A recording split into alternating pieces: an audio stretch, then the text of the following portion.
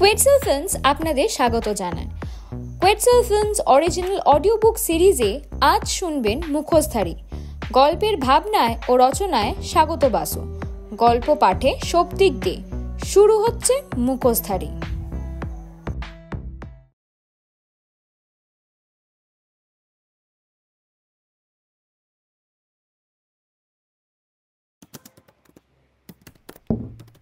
নাও চাটা ধরো। অফিস থেকে ফিরে এসেই দেখি কাজ নিয়ে বসে যাও। একটু যে কথা বলবো তারও সময় নেই। আজকে যখন তুমি তাড়াতাড়ি ফিরলে ভাবলাম দুজনে একটু বেরিয়ে আসবো।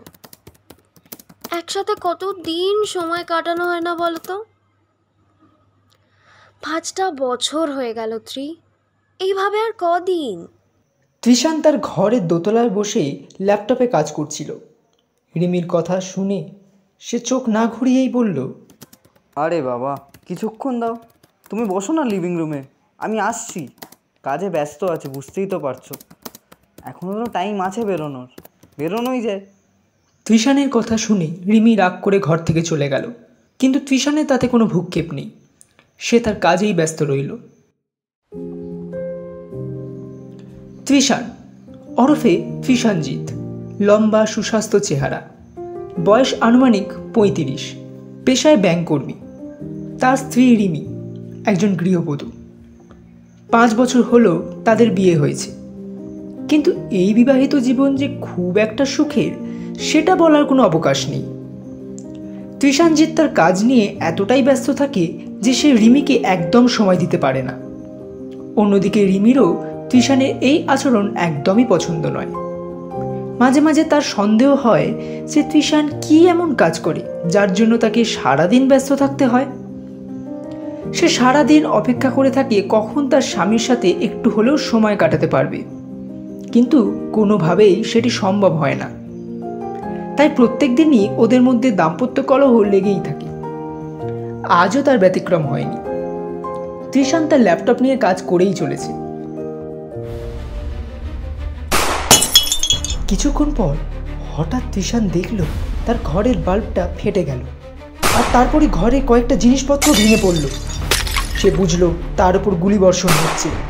সে নিজেকে কোনোভাবে বাঁচিয়ে নিল। আওয়াজ শুনে রিমি দৌড়ে দৌড়ে ওপরে এসে দেখল ঘরের এই হাল। তৃষান, কি হয়েছে? ঘরের এই অবস্থা কেন? আর লাইটগুলো ভাঙলো কি করে? তৃষান একটু উচ্চস্বরে বলল, তুমি ওপরে কেন এসছো? নিচে যাও ফাস্ট। রিমি তাড়াতাড়ি করে নিচে গেল। তৃষানও কোনোভাবে ঘর থেকে বেরিয়ে নিচের ঘরে গিয়ে সোফার ওপর বিধ্বস্ত অবস্থায় বসলো। ত্রি, what is wrong with you? দেখো, আমার চোখকে কিন্তু তুমি ফাঁকি দিতে পারবে না। আমি ঘরে বুলেট লক্ষ্য করেছি। তুমি সব কি করছো, কি লুকাচ্ছ, আর কারাই বা তোমার পেছনে পড়ে আছে? বিয়ের কয়েকদিন পর থেকেই দেখছি তুমি কেমন একটা অদ্ভুত বিহেভ করো। আমি জানি না, আমি আজই পুলিশের কাছে যাব।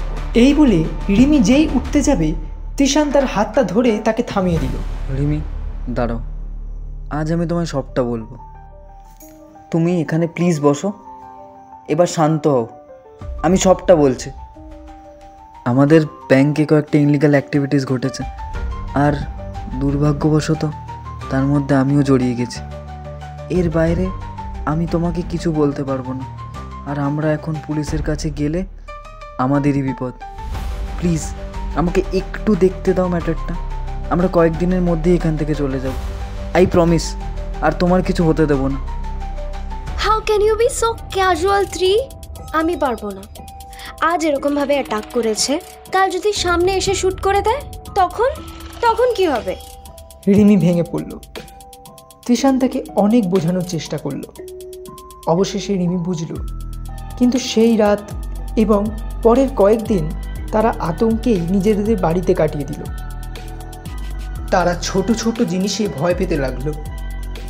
অর্ধেক দিন রাতে তাদের ঘুম আসতো না। তারা ঘরের বাইরে বেরোতে ভয় পেত। মনে হতো এই বুঝি তাদের ওপর আক্রমণ হবে। রিমি যাও বা স্বাভাবিক আচরণ করত, তৃষান কোনোভাবেই নিজেকে ঠিক রাখতে পারছিল না।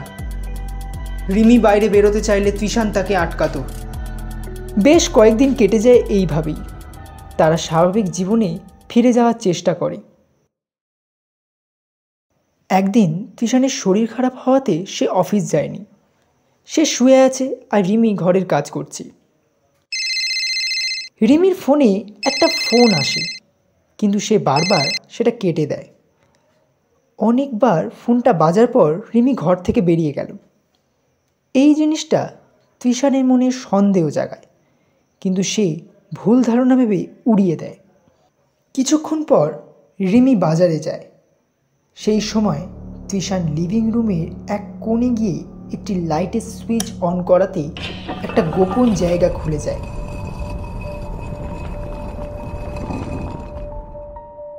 সে সেখান থেকে কয়েকটা জিনিস বের করে। তার মধ্যে একটি ল্যাপটপ এবং একটি ফোন থাকে। সে সেই ফোনটা থেকে কাউকে একটা কল করে।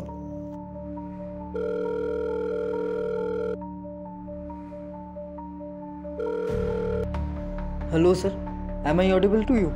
हाँ इखलास बोलो। सर, 2 दिन पहले हमारे ऊपर हमला हुआ था। This matter is becoming serious. I have been traced by them. Please do something. It's the matter of me and my wife. Please sir. तुम आज क्यों बोल रहे हो? उस दिन क्यों नहीं बोले? सर, मेरे वाइफ भी मेरे साथ थी। And more over I can finish the drug racket right now itself. I have the full proof, but आप ही रोक रहे हो। नहीं भैया, रुकिए ना, ऐसा झट से स्टेप मत लीजिए। इतना जल्दी भी कुछ नहीं है, और अपना सेफ्टी का भी सवाल है। सर, वो लोग कभी भी हम लोग को मार सकते हैं। It's serious. এই কথোপকথনের মধ্যে রিমি আসার আভাস পেয়ে তৃষান তার জিনিসপত্র সেই জায়গায় আবার লুকিয়ে ফেলে।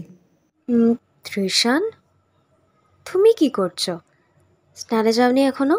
এই তো যাচ্ছি বাবা। পরের দিন আবার সেই নাম্বারটা থেকে কল আসে। তৃষান ফোনটা ধরে। Hello hello hello. ওই পাশ থেকে কোনো শব্দ নেই। Hello hello. কে ফোন করেছে? এইখান থেকে বারবার কল আসছিল। সেদিনও এসছিল, তুমি ধরছিলে না কেন? আজও ধরলে না। যাই হোক, আজ আমি ধরলাম, কিন্তু ওই দিক থেকে কোনো সাউন্ড নেই। কী ব্যাপার? কি নতুন কেউ এসে গেল নাকি লাইফে আমার সাবস্টিটিউটে? আরে ধুর, কী সব যে বলো না। আরে বারবার করে ফোন করে ডিস্টার্ব করছিল, তাই ব্লক করে দিয়েছিল। কিন্তু দেখি আবার অন্য নাম্বার থেকে কল করে যাচ্ছে। ও তাই নাকি? দেখি তো আর একবার কল করে, কে তোমাকে এইভাবে জ্বালাচ্ছে? হ্যাঁ হ্যাঁ, হয়েছে আমার হিরো। এবার অফিসে যাও, লেট হয়ে যাচ্ছ। ও হ্যাঁ, টিফিনটা ব্যাগে দিয়ে দিয়েছি। রিমি তৃষানকে এক প্রকার জোর করেই কোনো রকমভাবে অফিসের জন্য পাঠিয়ে দিল। তৃষান গাড়িতে উঠে দরজা বন্ধ করে গাড়ি স্টার্ট দিল। কিছুটা দূর গিয়ে গাড়ি থামিয়ে সে তার ইয়ারবাডসগুলো কানে দিল। কিছুক্ষণ পর সে রিমির কণ্ঠস্বর শুনতে পেল। Are you freaking mad or what? ए लड़की, चुप रह। तुझे भेजा था उसे खत्म करने के लिए, लेकिन अब तो तुम प्यार कर बैठी। Oh God damn it, ऐसा कुछ नहीं है। आप एक ड्रग रैकेट चलाते हो, और उसे एक बार भी हिंट मिल जाए ना, तो वो हमारे साथ तुमको भी रोक देगा। वैसे मुझे 2 दिन का वक्त चाहिए। তৃষান নিজের কানকে বিশ্বাস করতে পারছে না। এ কি শুনছে সে? যাদের এগেনস্টে তার লড়াই, সেই ড্রাগ র্যাকেটের একজন প্রতিনিধি হলো তার নিজের সহধর্মিণী, যাকে কিনা সে এত ভালোবাসে, এত বিশ্বাস করে, সেই কিনা আজ তার বিশ্বাস ভাঙল। তড়িঘড়ি করে সে গাড়ি ঘুরিয়ে বাড়ির দিকে যায়। ओके, आप रखिए, बाद में मिलते हैं। सुन ले ध्यान से, और ज्यादा वक्त नहीं दे सकते। किसी भी तरह आज उसे खत्म कर, नहीं तो मेरे आदमी घर के बाहर खड़े हैं। तू नहीं कर पाएगी तो वो लोग काम कर देंगे। आज ही काम खत्म चाहिए। I request you, don't do this. এমন সময় রিমি তৃষানের গাড়ির আওয়াজ পায় এবং সে তাড়াহুড়োতে ফোনটা কেটে দেয়। রিমি দৌড়ে রান্নাঘরে গিয়ে নিজের কাজ করতে লাগলো। তৃষান গাড়ি থেকে নেমে নিজেই ঘরের দরজা খুলে নিজের রিভলভারটা বার করে রিমির দিকে তাক করলো। Hands up, hands up I said. এসব কি তৃষান? মজা করছো? তুমি জানো এসবে আমার ভয় লাগে। Shut up god damn it. Singh স্যারকে আপডেট করে দিয়েছি, এবার বাকিটা সময়ের ওপর। কে সিং স্যার? আর তুমি এসব কি বলছো? হোয়াটস রং? দেখো, আমার এগুলো একদম ভালো লাগছে না। তাছাড়া এই বন্দুকটা কোথা থেকে পেয়েছো? 3 হ্যান্ডসাম মি, এই বন্দুকটা কোথা থেকে পেলে? বেশি স্মার্ট সাজার কোনো দরকার নেই রিমি, ইউ হ্যাভ বিন কট। তুমি নিজেও জানো না যে তোমার ফোনের সাথে আমার ডিভাইস কানেক্ট করে দিয়েছে। তোমার সব কথা এখন আমার কাছে রেকর্ডেড। বিশ্বাস না হলে এই নাও শোনো। কৃষাণ তার ফোনটা বের করে রিমি আর হিম্মতের কথোপকথন শোনায়। ओह गॉड डैम इट, ऐसा कुछ नहीं है। आप एक ड्रग रैकेट चलाते हो और उसे एक बार भी हिट मिल जाए ना तो वो हमारे साथ तुमको भी रोक देगा। আর ঠিক সেই সময় রিমি তার হাত থেকে রিভলভারটা ছিনিয়ে নেয়। ত্রিশান বলবো নাকি ইকলাক? দেখো, যাই বলি সেটা doesn't matter, but try to understand আমি তোমার জন্য হার্মফুল নই। সিং স্যার কি করছে ভেতরে ভেতরে তুমি কি জানো? কবে থেকে নজর রাখছো তুমি আমার উপর?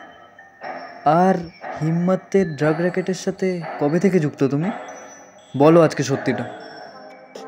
আজ আমি সত্যিটাই বলি, আমিও তোমার মতোই আন্ডারকভার এজেন্ট, কিন্তু from different team, which is led by Rocky sir. And you know the relation between Singh and Rocky sir? Don't try to manipulate me. Rimi তার পার্স থেকে তার আইডি কার্ডটা বের করে ইকলাকের দিকে ছুড়ে দিল।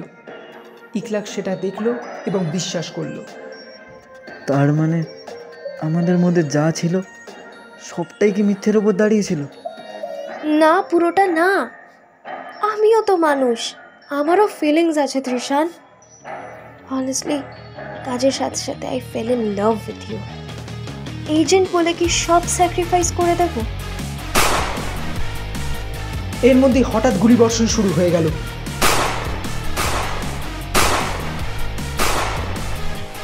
তারা নিজেদের প্রাণ বাঁচিয়ে কোনো মতে লুকিয়ে থাকলো।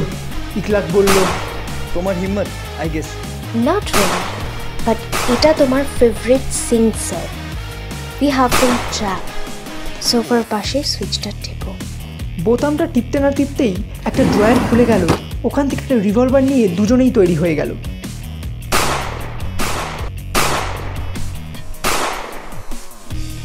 ইকলাক দেখলো সিং স্যারের কয়েকজন লোক যারা তার সাথে ঘোরাফেরা করত তারাই বন্দুক হাতে তাদের আক্রমণ করছে।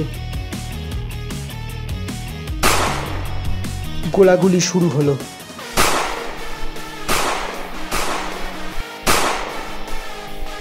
ও, এখানে তো দেখছি হিম্মতেরও লোক আছে।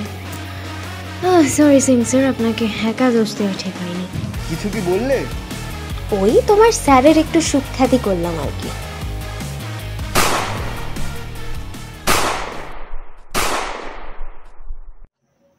কিছুক্ষণ পর গুলির লড়াই থামল।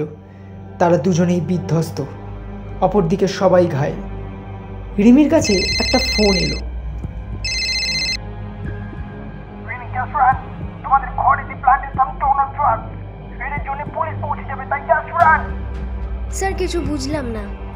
Rimi, you guys are being trapped. ও নিজের আন্ডারে পুলিশদের পাঠিয়েছিল এন্ড তোমরা তাদেরকে মেরেছো। And now the situation stand যে ওরা তোমাদের বাড়িতে রেড করতে এসেছিল and you both finish them all. আর তার মধ্যে হিম্মতের লোকও যুক্ত ছিল। তো এখন তোমরা মোস্ট ওয়ান্টেড হয়ে গেছো, আমার আর কিচ্ছু করার নেই, তাই জাস্ট রান বাড়ি, জাস্ট রান। এই বলেই ফোনটা কেটে গেল। আমাদেরকে এক্ষুনি যেতে হবে। মানে কেন আর কোথায় বা? এখন মানে বোঝানোর সময় নেই। We just need to run. গাড়ির চাবি কোথায়? আমার কাছেই। জাস্ট স্টার্ট ইট।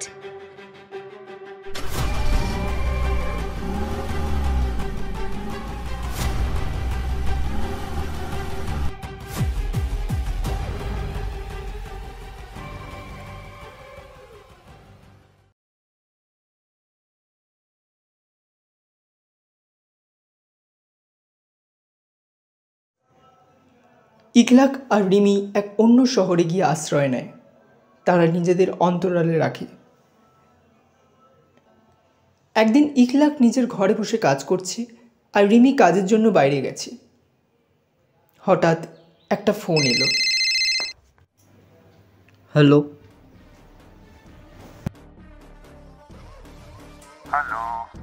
कैसे हैं भैया? बहुत दिन से कोई खबर नहीं दे रहे हैं, क्या लगा आप खबर नहीं देंगे तो मुझे कुछ पता नहीं चलेगा? रिमी तो बहुत देर से बाहर गया है ना, अभी तक नहीं लौटा, खबर लीजिए।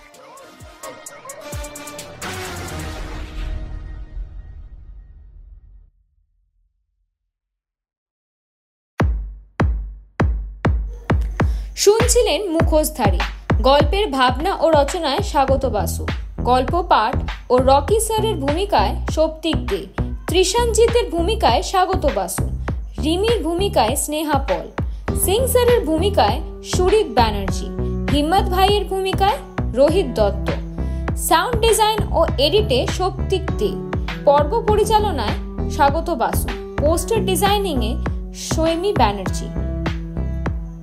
আমরা আবারও ফিরে আসব আরও একটি রোমাঞ্চকর গল্প নিয়ে খুব শীঘ্রই। অসংখ্য ধন্যবাদ আমাদের পাশে থাকার জন্য।